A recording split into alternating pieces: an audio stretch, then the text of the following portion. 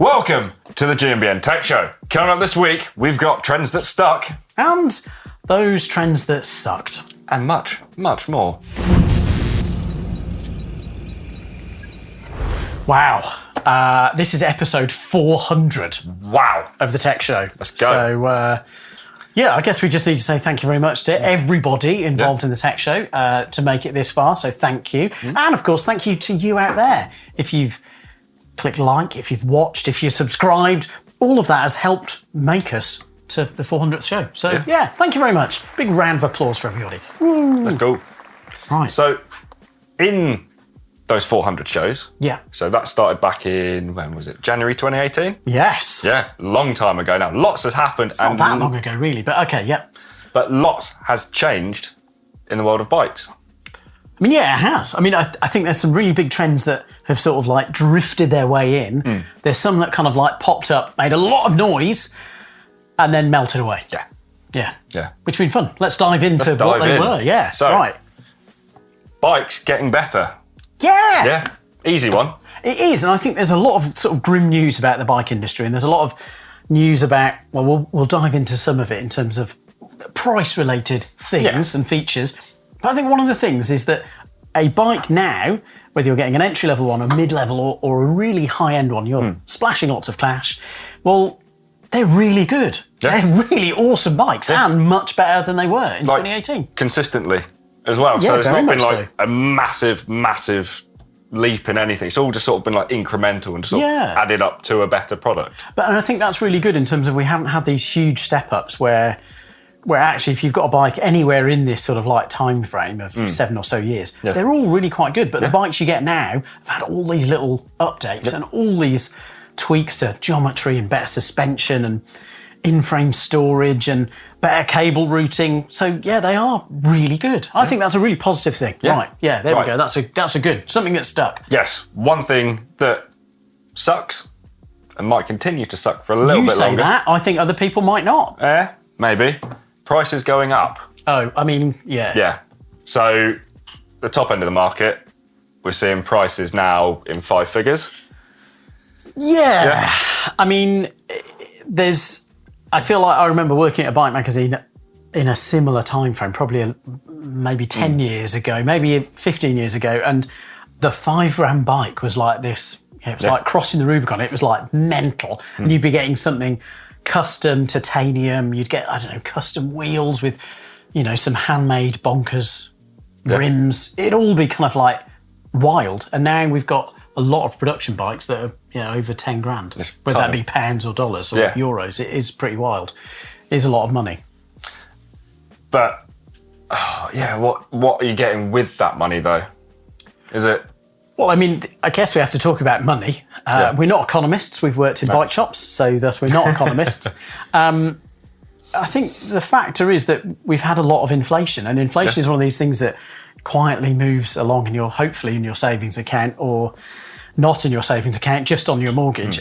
And it's been very small and incremental for a lot of people for a long, long time. And in the last, 7 years, it's hit an accelerator pedal and it's suddenly, inflation has hit new heights. So I think, lots of things have got more expensive. So a good example would be a 2018 Canyon Spectral Aluminium 6 was £2,300. Once you correct that for inflation, that would be about £3,000. Wow.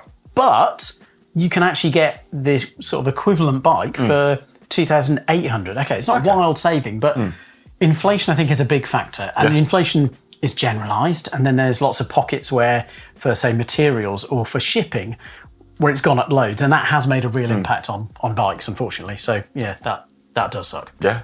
Oh, right. Something more positive. Yeah, we like that positivity. Yeah, positive. More electronics. I mean, again, I feel like lots of these could go either way. So Very good point. But electronics. 2019 was it? Axis. Yeah, it feels ages ago again, but. Again, for me, it doesn't feel that long ago. Maybe that's my vintage. So AXS was sort of first fully wireless group set in mountain biking, recently joined by Shimano with the new XTR, XTN Dior. Yeah. But that's not the only electronics we're seeing on bikes. So no, very we've got true. electronic suspension, Yep. electronic dropper posts. Yes. Even getting these weird electric things in your down tube around your bottom bracket. I feel we should just skip over that bit of the topic. Yeah. We can stick to suspension. We'll talk about, how the gears shift electronically. Well, and also, I guess, suspension tech. We've talked about sort of electronic sort of lockout. Cannondale, I think, had ELO a while ago, which I think was the first. Actually, no, it's not. We've had it as a question, and I remember loads of people correcting me. It wasn't Cannondale's ELO. It was actually K2. They had like a AA battery operated electronic system. Wow. Yeah, I know.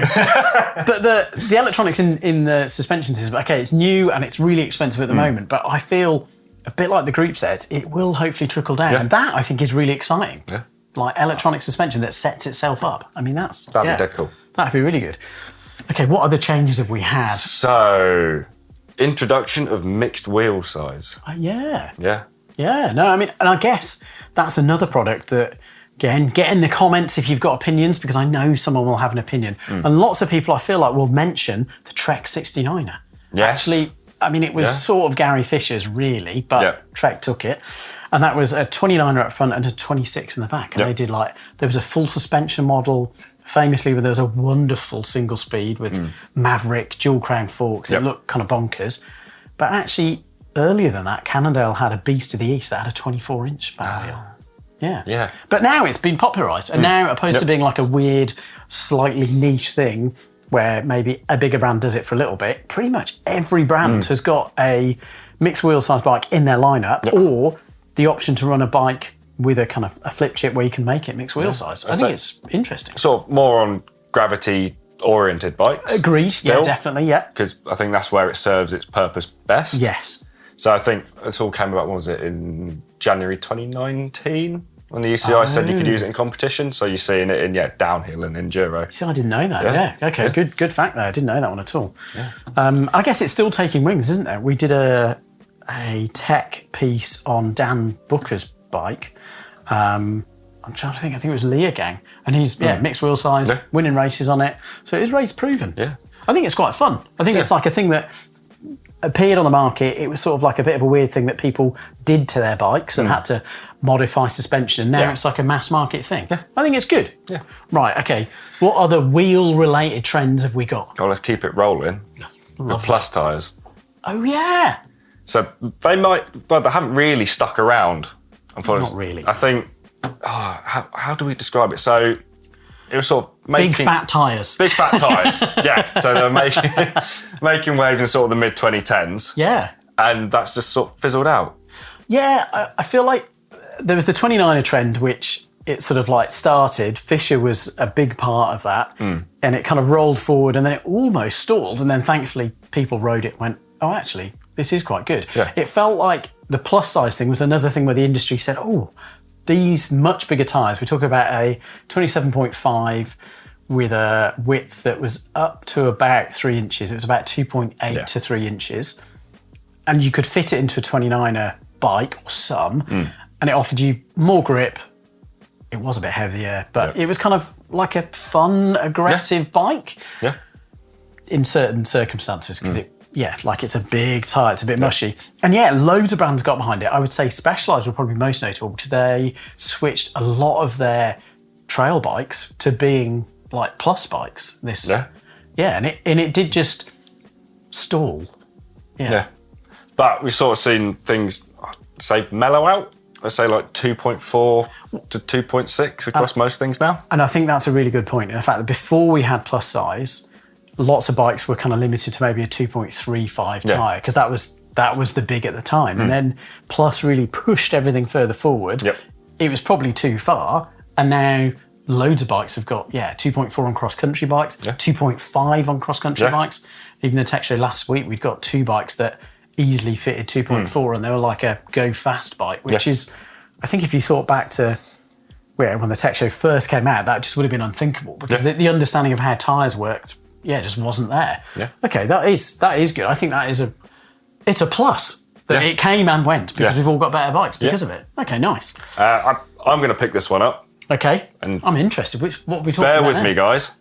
Gravel bikes.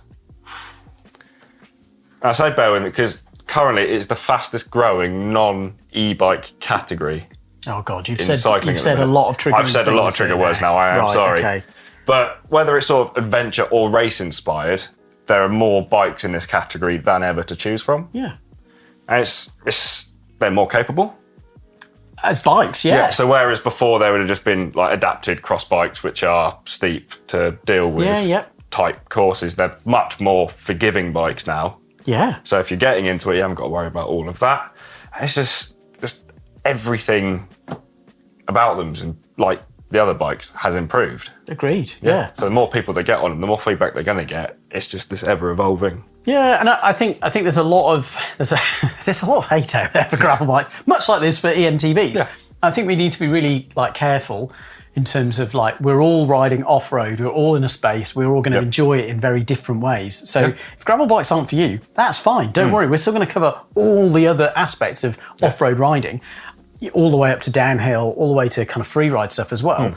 But gravel bikes can be a really good sort of gateway into the world of off-road riding. So if you were kind of part of that roadie boom where road bikes, they're brilliant. And loads of people bought into road bikes because they were kind of fun. It was like their first bike. Thankfully, I think gravel bikes are able to turn people onto the fact that off-road is better. Yeah. So don't be grumpy with gravel riders. Embrace them and make them realise that mountain biking is the way forward. Well, that's a plus. We all just want to ride bikes in the woods. Exactly. There we go. Very good. Right. Okay, so we've got drop bars. Let's go to droppers. Yes. Yes, because droppers have dropped humongously. Yep. I remember my first, a gravity dropper, and it had 3 set points, and it was long travel because it was 125 mil. I think my first dropper was 125, and I thought that was loads as well. Yeah. Yeah.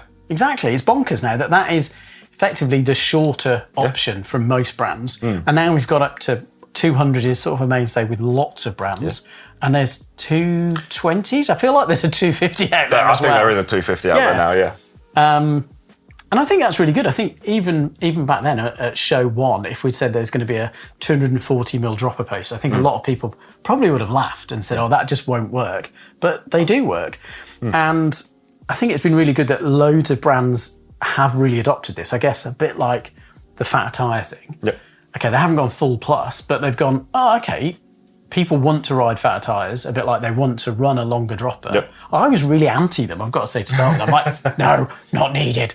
But you do, it's great. Yeah. It's a really good thing. Bayer have got their steep and deep on quite a lot of their trail bikes. I was thinking exactly that. Okay, yeah, because it just means that you can bring down the seat post and you run the longest dropper that you can get away with. So I think the 2 Rallons we've got here have got 240 mil droppers in. Wow. Which is nuts. Yeah, it is. Yeah. Okay, that is a good thing. Right. So trends of more. What else have we had that's more? More suspension. Oh, yeah. Yeah. Yeah, great. So XC bikes, where they maybe were 100 mil hardtails, we now got 120 full sus, so 120 front, 120 rear. Yeah. Yeah. Which, again, I think back at show 1, we would have been looking at XC bikes that maybe had 80 mil on the rear, maybe 90 mil with a 100 mil fork. Yeah. Maybe if you're going to be a bit gnarly and do a sort of, not down country, but cross country plus, like maybe a 110 fork. Yeah. And now there's XC bikes that have got 130 forks on, and it's not really frowned upon. It's wonderful that it's mentioned in the comments. So if you've got thoughts on any of these, do dive into the comments. Because I was kind of chatting with somebody after our last tech show about 130 forks and how that's, when he started, that longer travel fork would have been a downhill fork. So yeah, it's great that XC is there. So I guess also everything has ramped up. So like you mentioned about the Rallon from Orbea, and that's a really big beast now. Was it 180 on the front? Yeah. Like even now, I'm like a 180 single crown. I'm just like, my mind is blown. Even like trail bikes are now coming, 160 front, 150 rear, and that is what we would have considered enduro. Yeah, agreed. 7 years ago. Yeah. So, yeah. It's really fun. I guess then that leads into the whole kind of with longer travel cross country, like it makes that split between where a trail bike is and where an XC bike is and where an enduro bike. It blurs the lines a little bit more. And then it kind of, well, we've talked about it on here about overbiking or underbiking. It really, you can do what you want. It's great. It's really fun. Choice. Okay, I mean, I'm sure there's more, but I'm sure there's more as well. Yeah. But you guys should let us know down in the comments. What do you think has stuck and what do you think has sucked? Let us know. And we've got a lot of news to pack in today. But we're going to keep it fun. We're going to keep on some Fun pedals. Nice. We've got a really big range, actually. Yeah. Fun have been making pedals for quite a while. They actually were making pedals for Sam Hill when he was in his glory years. Ooh. So they've know how to make a good pedal. We've got a couple of new ones here. So we've got the Tactic, which I think is all new, and I don't think I've seen one from Fun before. Correct me if I'm wrong. This is the Tactic. It is their XC pedal, so it's a classic dual-slided SPD compatible pedal. It's got the cleats with them, 325 grams, a classic. And there's lots of different colours available as well. That's cool. Love a colour. Next up, we have the Clast. So it's a two-sided pedal with one side being flat, the other side being clip-in. Oh, nice. Yeah. I mean, that is quite practical. If you've got like a commuter bike or you're on an adventure somewhere where you've got, you need to kind of like switch shoes if you're hiker biking somewhere. That's, dead handy for that. Then we've got the Ripper 2. Well, actually, we've got two Ripper 2s, which is slightly confusing. Yeah. But it's not once we explain it. You've got one your end, which is a two-sided version. Yep. So effectively, we've got a floating mechanism on the inside, which means it's really easy to clip in. We've got a big platform with lots of adjustable pins, and then it's available in a single-sided version as well. So you get a clip just on one side, which is really nice. So the dual-sided one is 505 grams for the pair, and the single-sided version is 428 grams. Cool. So, nice and competitive on weight too. So next we've got the DT Swiss. The DT Swiss new rim. So the FR571, so it's aimed at enduro downhill freeride. Basically anything where you're likely to be smashing your wheels into. They've developed these new wheels with riders like Richie Rude, which should tell you everything you need to know about them. He's not shy at riding very aggressively. Yeah. Very quick on, any bike, enduro or downhill bike. So specs on these, they've got an inner width of 30mm to work with wider tyres, which is really cool. And the rim profile has been tweaked to reduce pinch flats. So the sidewall's sort of a more subtle T shape rather than the conventional L shape, is what we're used to seeing. The top of the rim wall being wider helps dissipate force better through the tyre sidewall, hopefully leading to less tears and cuts. No, I mean, it does make sense. I mean, that's optimisation at its best. It is, exactly. So they come supplied with Prolock nipples and PHR nipple washers. So you should build them up really nice. Available in black or silver, 27.5 and 29 in 32 hole only. Weights are 570 grams for the 275 and then 605 for the 29. Respectively, the price is starting from €99 or $159. Nice. There you go. Good rim to have. Yeah. Some sort of bad news here. This is from Polish company 7 Anna, which you may not have heard of, but you will have heard of lots of the brands that they've developed and worked with. They're a sort of distributor and brand holder, I guess. So they run NS bikes, who've made loads of really cool bikes over the years. Octane one as well. So they're a sort of like parts manufacturer. So it just seems like the sort of impact of all of the global changes have really affected everybody. So hopefully they can work things out, and they're not gone. They're just kind of going to restructure. So hopefully there's some good news from them. Should we talk about a bike? Yeah, we love a bike. Let's get another bike in. Chromag. Yes, the British Columbian brand. They've got a new bike, the Reason. Nice. Spelled R-E-Z-O-N. Very cool. Very cool. It looks rad. It's an all-mountain machine, so they say it's designed to sort of efficiently climb the climbs, and then it's composed on rough terrain going downhill, playful where it counts. So long and slack geometry with an upright riding position for sure-footed versatility in demanding terrain. So it's got true 4-bar horse-link rear suspension, 130mm rear travel paired with a 160 fork, 29 wheels, MX link option as well. The front end is 130 heat-treated chromoly. So you've got a RockShox Super Deluxe Ultimate rear shock with reservoir, ED-coated 4130 steel tubing, 5 sizes, head angle is 64 degrees with a seat angle of 78. So backs up the statement. Frame only from 2,067 British pounds. That seems quite good. I mean, it's not cheap, but that seems quite good for kind of a more boutique-y frame. Yeah. Yeah, interesting. And you've got 3 colours. Oh, lovely. Right. So there's Heat, which is sort of a nice terracotta, Aurora, which is like a lush purple, and then Ash, which is a nice grey. Very nice. Very interesting. Let us know which colour you'd pick, and does that bike appeal to you? Like the mixed travel and, the mixed materials? Yeah. Let us know in the comments down below.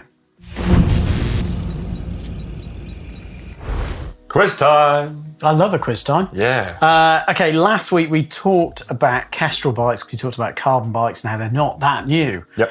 And we asked the question, Kestrel worked with 2 ex-moto engineers to develop a show bike. They both went on to do bigger things. Can you name who they were and what companies they went on to do? Ooh. Do you know the answer for this one? I did have to look it up. Oh, no, that's allowed. Yeah. You're allowed to look stuff up. Yeah. Yeah. So that Kestrel show full suspension bike was that catalyst for both Paul Turner, who went on to create Rock Shocks, and Keith Bontrager, who self-named the bike brand Bontrager. Yeah. Yeah. There you go. Yeah, they were both working as moto sort of mechanics in the same pits, apparently, well, not same pits, but same neck of the woods, and they bumped into each other, and then they got involved in building this prototype show bike, which then went on to be one of the first full suspension carbon bikes. Wicked. Yeah, in like the early 80s. Late 80s, sorry. Yeah. Right, we've got another question to do, haven't we? Right. Yep. I think I've got one. We talked about DT Swiss. Yep. And they're probably, I think, well, they're known for their spokes because Yep. they make their own spokes. They're known for their rims, which we've talked about. They're also known for their hubs and their Star Ratchet sort of free hub system. Yep. So, can you name the inventor of that Star Ratchet system? And if you want a little bonus point, just for fun, obviously, can you name the hub that it came on? Answers in the comments down below. Time for cool stuff we've seen. What cool stuff have we seen this week, Owen? Well, I saw a comment and it made me think of something I'd enter on Instagram. It's a wonderful world where you have all these crossovers. So we did a video all about bar width a while ago and how wider bars might be too wide. Shocker. And someone commented, Mao Q Go 11.9 said, something I dislike. Almost all bike parts nowadays are anodized, sort of like boo, hiss. Well, please do not look at what P&W, so Pacific Northwest brand P&W, have got some very wild combos. They're known for their dropper post already. They did a limited release of one in silver, Yes. which on some bikes did look amazing. Well, now they've just sort of gone bonkers, and there's a competition that they're running online where there's like a billion, not quite, lots of colour options. There's purples, there's golds, there's sort of like a root beer colour. There's, have a look. It's pretty bonkers. That's pretty cool. And then reverse components. Yeah. 26 is not dead. Yes. So it's a little UK specific. It's a bit niche, but I think it's a good niche. Yeah. So UK rider Dan Farley, is fast, but he's flagging that old stuff can be fast too. So he rode an Iron Horse Sunday. So the same bike that Sam Hill rode. Yeah. Really well. Yeah, he did. But he rode it recently in a UK national downhill race. Yeah. How cool is that? Yeah, so he's got, I guess, a newer frame. Yeah. And he's got pretty much all new components. It is 26-inch. He's running reverse rims. And yeah, he got second place in seniors on a really serious track as well. Yeah. Llangollen is a burly, gnarly Not track. to be messed with. No. So yeah, I think that's real fun. Nice. Let us know what you think. Colourful seat posts, or is 26 not dead? All right, it's time for hashtag Ask GMBN Tech. So this week's question comes from Kev Bulmer. I have a Trek Rail 5 currently with a Sunrace 1150 cassette, and I'm looking to swap it out for a Shimano 10 to 51. Do I need to lengthen or shorten the chain? If so, by how many links? Ooh. I mean, that is a good question. So effectively, you don't have to do anything to your chain No. because it should be fine. There's like a little bit of adjustment. Yep. And it depends on, I guess there's a couple of factors. So we'll run through chain stuff first, which is check that your chain isn't too warm because that won't work if you're switching cassettes. If you're using a 12-speed chain, it's kind of past 0.5% of wear. If you're using like one of the Power Tool chain tools, 11-speed setup, you've got bigger window, it's 0.75 of wear. Yep. So yeah. Well, it's almost like 11 speeds better. So if you get the new chain, new cassette, then yeah, happy days. However, I've just realised something, which I feel like you've already, exactly. 1151 most likely means that it's going to be sliding onto a HG cassette. So this is the sort of like the slidey bit or the engagement bit of the free hub. on the rear hub where the cogs are mounted. Yep. If you're going to a 1051, a Shimano one, that most likely is MS or Microspline. yes, which is a different standard. So you just won't be able to fit the Microspline onto the HG. From memory, though, the wheels that are in your Rail 5, you can change the freehub body to the Microspline fitting. Oh, nice. Okay. So if you stick to the Shimano one, which because it's got that smaller little cog, that 10 tooth, yeah, it'll need the different freehub body instead of being the Hyperglide one. 11 tooth one, yeah. Okay, so effectively you can, but you need to change more, or you might just be able to go for another Shimano one that is the Hyperglide, the HG style one, or go for another Sunrace. I mean, I'd try and find a Shimano one because the shifting on Shimano cassette with everything else Shimano is, you can feel the difference. Yeah. It's a good thing. Going back to your original question, just with the demands and the sort of stresses an e-bike will put through a chain, starting fresh isn't necessarily a bad thing. Yeah, that's a good point. Yeah, well made. That's my take on it.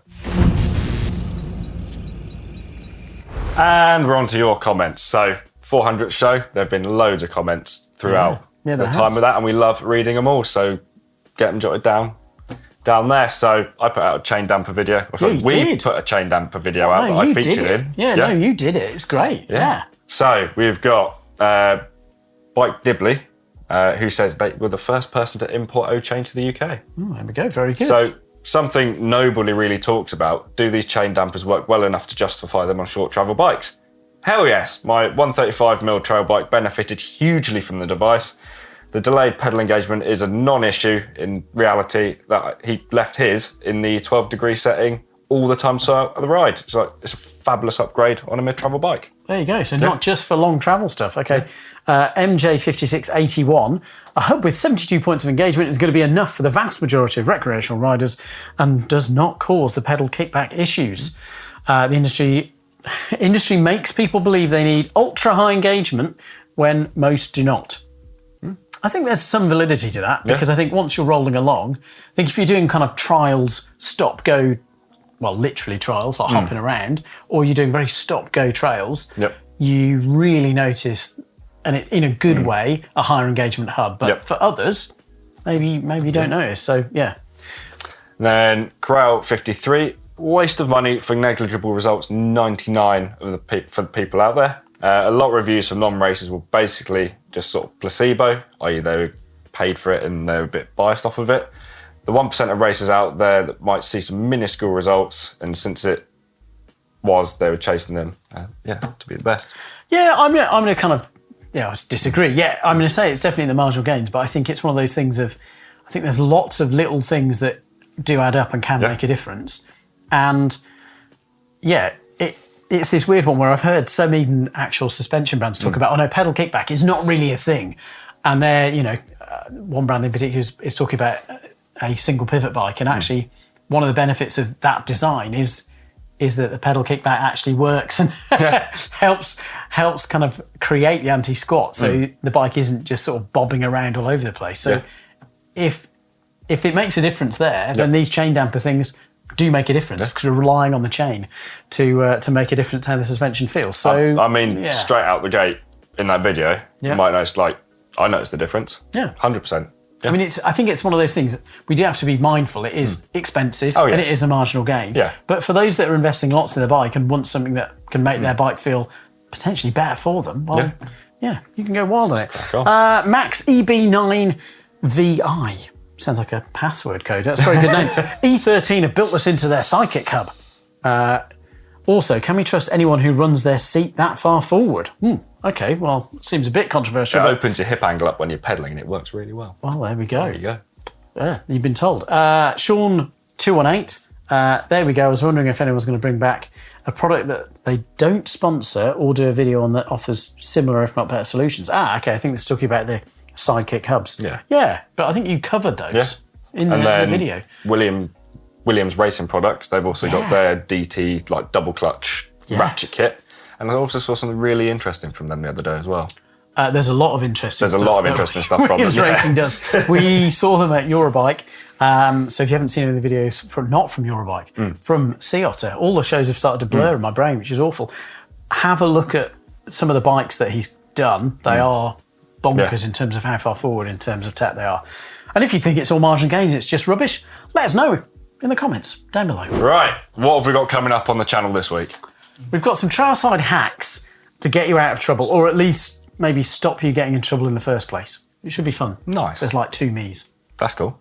And we're putting air shocks and coil shocks to the test for a bit of a comparison. Interesting. Air versus coil kind of Versus thing. coil, yeah. Oh, very good. Yeah. Well, stay tuned for that, and obviously stay tuned for the next at least 100 shows, and we can get to that 500. That'd be nice. great, wouldn't it? And if you haven't already liked, and if you haven't already subscribed and you've stayed this long, then do click the like button on this video and do subscribe to the channel, because it makes a real difference. Helps us make videos just like this.